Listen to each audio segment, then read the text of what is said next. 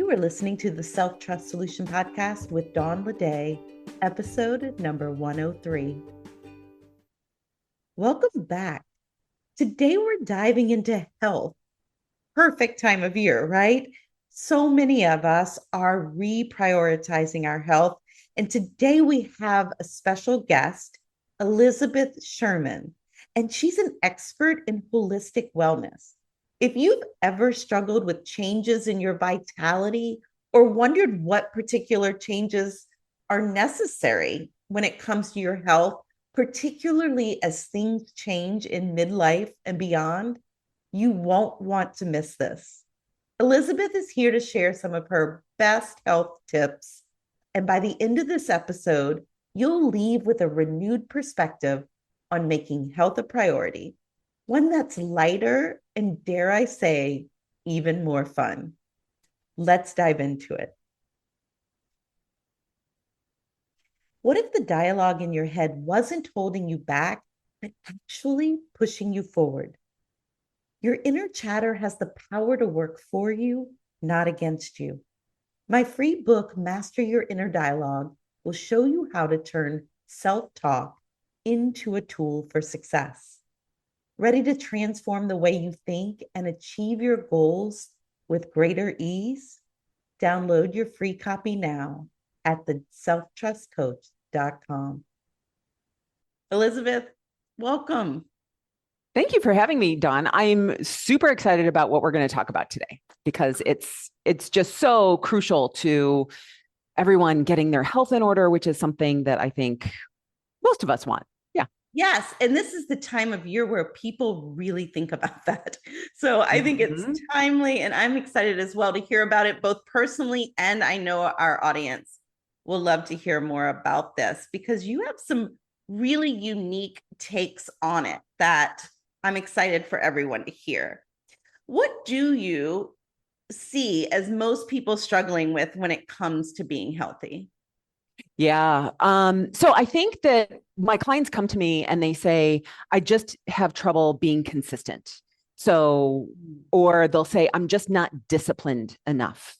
And one, I want to let everyone know that discipline is a skill that you can actually build. It's a practice that you build. But the other thing is that I think that we've been conditioned and taught that you have to do the all or nothing thing. That's what many of us struggle with, right? Is that when we start a new diet or a new workout program, that we feel like we have to do it all perfectly. And if we don't do it perfectly, then like, what's the good in doing that, right? Like, I was thinking about how we have this voice in our head that is from our parents that says something to the effect of anything worth doing is worth doing good, right? Like that was a phrase that I grew up with. And so it makes us think about our health too. Like, well, if I'm going to do this diet, I have to do it all perfectly. But the problem with many of us is that we have this overflowing plate of responsibilities and, things that are going on in our lives. So we want to be the good mother, the good sister, the good wife, the good daughter, the good employee, the good boss. And at the beginning of the year, we're like, oh, and then I also need to be healthy too. And so we put health on top of this overflowing plate of responsibilities already. And we try to work it in. And then what happens is in our lives, we get busy. Like the holidays were just here, or you'll have a busy time at work, or your kid will get in trouble, or, whatever it is in your life. And the first thing to fall off is the health because we haven't really integrated it into our lives yet. We've just like slapped it in there. And so, I kind of think that we need to take a few things off in order to make our health work better. I love that. A few things that you said is one, the all or nothing. We are so prone to the all or nothing thinking. So we do take something like, anything worth doing is worth doing well. And we turn it into, if it's not done well, it's not worth doing. Also, I love how you talk about it's just piled on this added layer of responsibilities, and it's easily let go of because it's not integrated. And also, we see that as a nice thing to do. We see health as like something just for us. And we're so Yeah, used to putting everyone else ahead. So exactly. you have this really amazing concept of you can half-ass your health. And Yeah, it's true. tell me how this relates and what that's all about.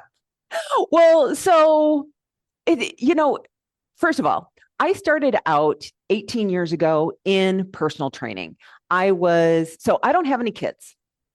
And I was that, I don't want to say quintessential judgy, but like I had the Dunning-Kruger effect going on really strong.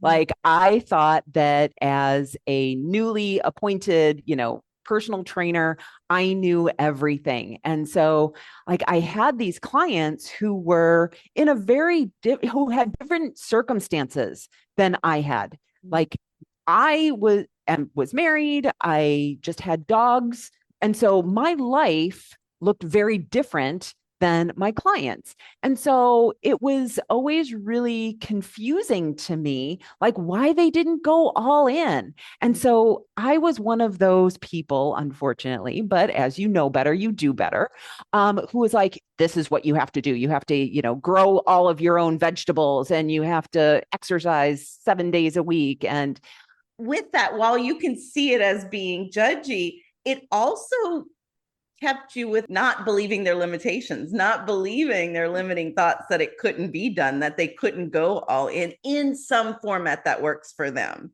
True. Yeah, Yeah. 100%. Yeah, because there is this idea that, well, I have all this other stuff to do, so I can't do it 100%. So I think that that's actually a really good point, which is what led me to believe or come up with you can half-ass your health. It's like, well, then what can we do? And so, I say that I am client centered, which means that I meet my clients where they are at this point. And what I mean by that is, so first of all, I don't do meal plans. I help my clients to create their own leaning in to better health. And so all of my clients are completely on a spectrum of where they're starting from and where we're going. And so all we need to do is a little bit better. I think that for many of us, we think that we have to do A plus work. And you and I went to a life coach school that talks about B minus work. And so I've just taken that same approach and put it to health. Okay, so you go out to dinner every night. Great. How can we make that a little bit healthier? How can we, instead of eating the loaded burger and fries, maybe have half the burger? Or instead of the fries, have half the fries and have some salad with it. Like whatever it is, we can always do it just 1% better. And so you don't have to go all in because when you go all in, it creates too much discomfort. And when we're uncomfortable, then we feel sorry for ourselves. And we're like, oh, we start to romanticize what it was like before we started, Yeah. right? And sometimes the only thing we've given ourselves to give comfort in those uncomfortable moments is food. Right. And it's rarely broccoli. True. 100%.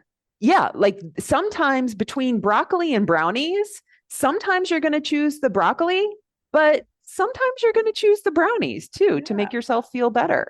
One of the biggest strengths to this is we've probably all heard the statistic that says 97% of people who lose weight, who actually get to their goal within 5 years, will regain their weight.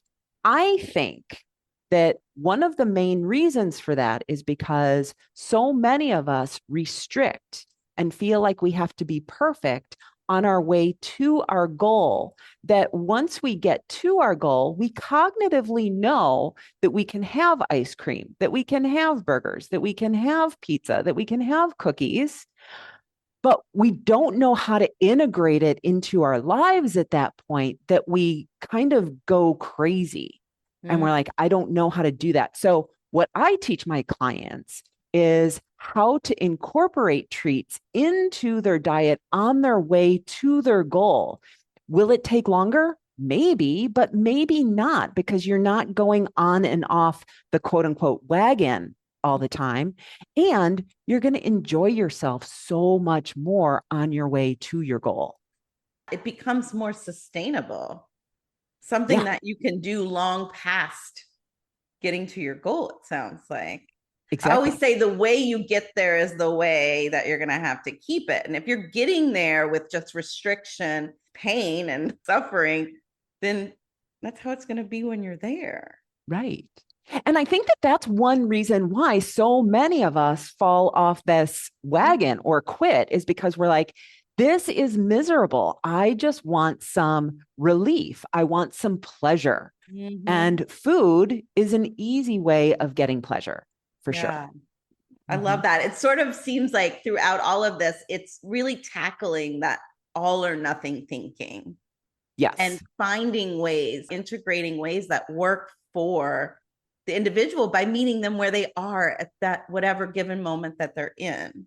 Mm-hmm. So, what do you suggest when it comes to the physical? Yeah. So, one of the techniques or tools that I use with my clients is this idea of leaning into better health through three different categories or mindsets. So, first of all, when we're setting goals, I don't recommend that you set more than 2 to 3 goals at a time, because then it can be overwhelming.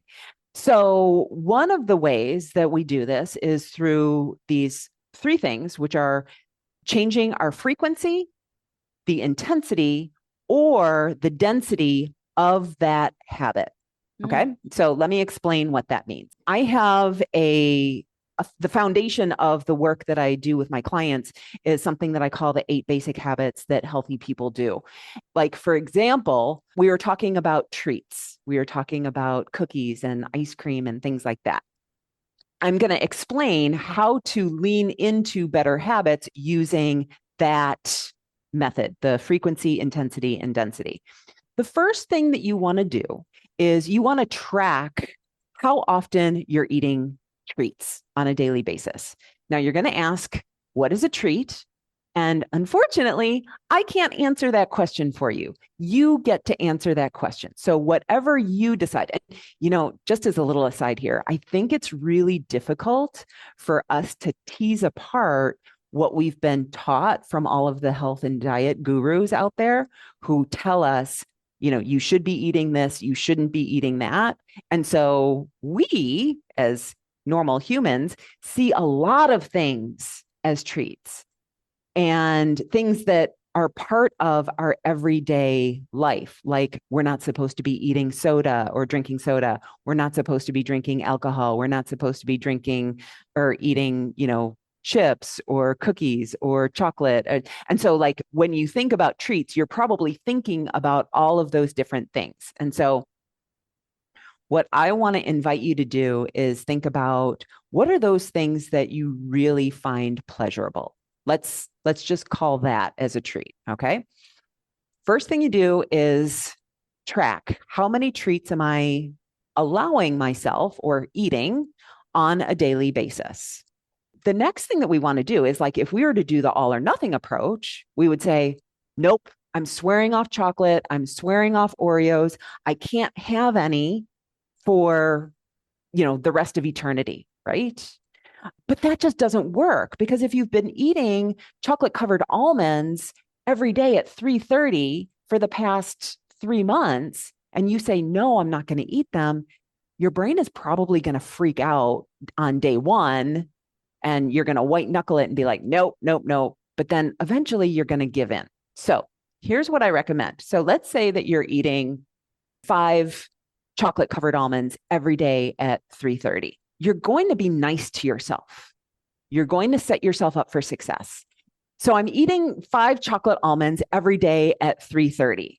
The idea of frequency would be that I would not have it every single day. I would alternate days. Okay. Mm. So instead of having it 5 days a week, I would have it 3 days a week, for example. So you're reducing the number of days that you're actually having the chocolate almonds.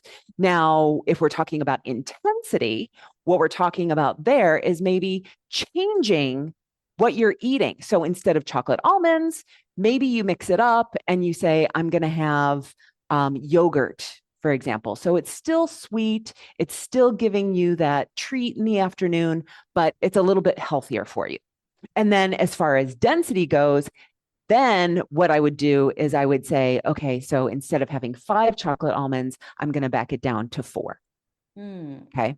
So that's how frequency, intensity, and density work in terms of wanting to back off of a habit, but you can also use it when it comes to increasing a habit. So, like, for example, movement. If you wanted to start moving more when we're talking about frequency, you would go from maybe 3 days a week walking to 4 days a week walking. If you wanted to increase your intensity, what that would look like is if you're walking for 30 minutes, you would still keep that 30 minutes, but you would do a run walk. So maybe you're doing more work within that time. And then in terms of density, what we're talking about is adding a little bit of time. So these 3 concepts, frequency, intensity, and density, what it does is it allows you to lean into better habits without going all in. Without getting to that extreme of one or the other that can lead to just doing nothing. Yeah. So good. Well, if people want to know more about, say, half-assing your health or this frequency, intensity, and density Mm-hmm. concept, how can they find out more? Yeah. So you can follow me on social media. You can find me on Instagram at elizabeth.sherman.coach. You can find me on Facebook. And then my website is elizabethsherman.com. Excellent.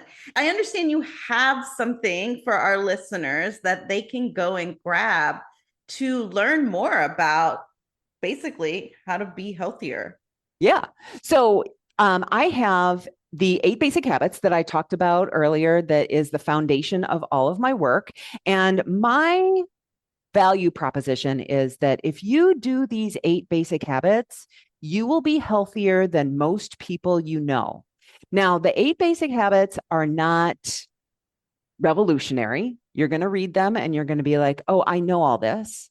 But the question is, are you doing them? And so be aware that they're simple, but they're challenging at the same time. And so if you can do these 8 basic habits and master them, then you will never have to go on another diet ever again. I love it. So good. And look, simple can be profound. So I hope you go check out the 8 basic habits that healthy people do guide and checklist. You can find that at elizabethsherman.com/habits. Elizabeth, it has been such a delight having you here today. Thank you for these amazing tips. Thanks for having me, Dawn. This was just so fun. I'm really excited to share all of this with your listeners. What will you take away from today's episode? Here are a few highlights that stood out to me. 1, avoid all or nothing thinking and look for the and. That may sound familiar to you from our previous episodes.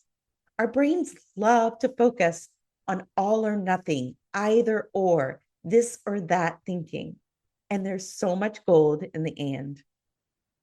Second is where you are is a perfect place to start. I love how Elizabeth is saying we need to meet ourselves where we are at any given moment and not wait to start on our dreams, on our goals, waiting for something to happen first. Instead, we can start right from where we are. Third is significant change can happen 1% at a time. I couldn't agree more. Small changes compound and make massive difference. Finally, be nice to yourself and set yourself up for success. This is both how we build self-trust and momentum. I hope you feel as inspired as I do to take the heaviness out of your health so that it can lift to the priority it deserves. Elizabeth shared so much wisdom today, and if you're ready to dive deeper into upleveling your health, don't forget to check out her 8 basic habits that healthy people do. This is an amazing opportunity to learn more from Elizabeth, who is a top voice in her field. You'll find the details in the show notes. Thank you so much for tuning in to today's episode, and a huge thank to Elizabeth for sharing her wisdom with us. Remember, self-trust is the foundation of all growth, and the insights we heard today are powerful ways to use it, powerful tools to harness our self-trust and help us on our journeys. If you haven't already, don't forget to subscribe, leave a review, and check out the links in the show notes for more on today's guest and how to connect with Elizabeth. Until next time, keep building that self-trust and going after what you want. Are you struggling to follow through on your goals even though you know what you want? You're not alone. Doubts, distractions, and second guessing can make it feel impossible to move forward. That's why I created the Self-Trust Lab, a simple yet profound path to success.